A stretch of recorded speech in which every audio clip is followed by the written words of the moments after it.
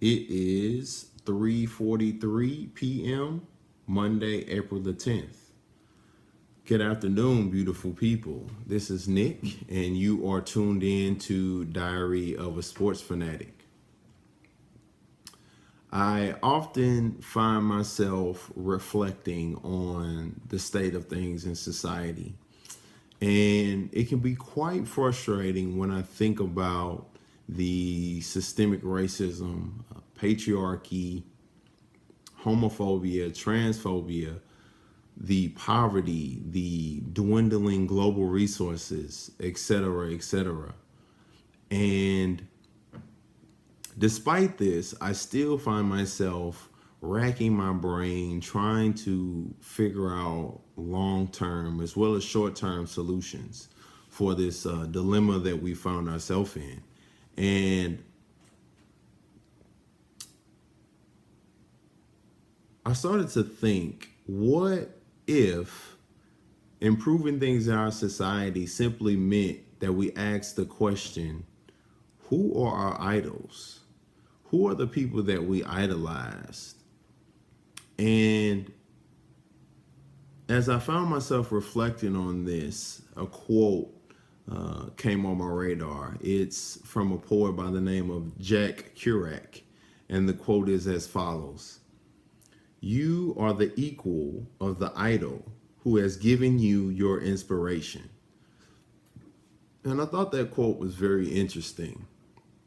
And I started to think about some individuals that have been celebrated in our society for whatever reason. And one of these individuals, Donald Trump. Now, currently, I wouldn't say this is an individual who is idolized by a large group of people. However, back in the 90s as well as in the early 2000s, you can find many rappers shouting out Donald Trump. And I don't have to go into detail why Donald Trump is not a role model, but I just find that interesting that this individual was someone who was looked up to by individuals. And another person, well, more of a fictional character, Tony Montana from the movie Scarface, if you're familiar. So this individual appears also in several hip hop songs. Some rappers have even dedicated entire songs to Tony Montana and his lifestyle. And for the life of me, I can't understand, one, why someone would look up to Tony Montana. Also, I don't know why everyone enjoys the movie Scarface so much. I didn't care for it, to be honest. I thought it was okay, and it was way too long and problematic for a lot of other reasons. But this character, Tony Montana, for example, his mother hated him, his sister hated him. He ended up killing one of his best friends. He actually even wasn't a great drug dealer. He was attacked, ambushed, and killed in his own home. And so I just find it very ironic that this character is so revered and so looked up to in our society. Another individual who many folks probably won't necessarily agree with me all the way on this, but Michael Jordan is someone who is revered in our society and idolized in many aspects.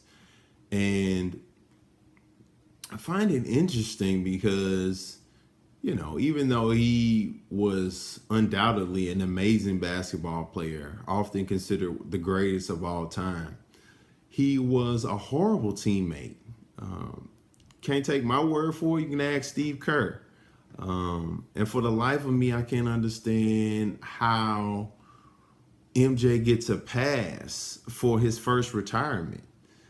I understand that lots of things happen in life, and life can be very difficult, but I feel like LeBron James would get killed if he were even to suggest that he was taking a time off for basketball and were to just quit on his team. Also, another story about Jordan that I found really troubling. It was from the rapper Chameleonaire. He, like many other black and brown boys, worshipped Michael Jordan growing up, including myself. And he just so happened to find himself in the same club as Michael and came up to him and simply just wanted an autograph. And Michael Jordan was really hostile towards him and had him removed from, I guess, the table or whatever place that they were sitting at in the club. And I just got so upset when I read this story because I just thought, how could you be so naive? Myself and so many black and brown children worshipped you, idolized you growing up. I know myself, I've spent hundreds, if not thousands of dollars on Jordan brand gear growing up. And I know I'm not alone. And I know people who have went through a lot just to even have the opportunity to own your shoes. People have faced violence. People have gotten killed just in the name of your shoes. And so for you to not acknowledge that, for you to not have any type of sense of urgency to address that, I just find really sad, and really problematic. Another individual who is looked up to in the sports world, Peyton Manning. And especially during his playing days, I know that he was loved by broadcasters and reporters. So many superlatives when talking about his stature as a leader, as someone who kind of revolutionized the quarterback position in the NFL.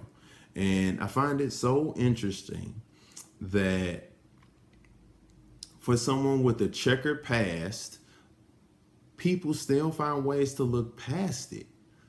And going back to his college days at the University of Tennessee and him getting into that sexual assault incident with the head trainer, when I read the details from that case, I was just floored.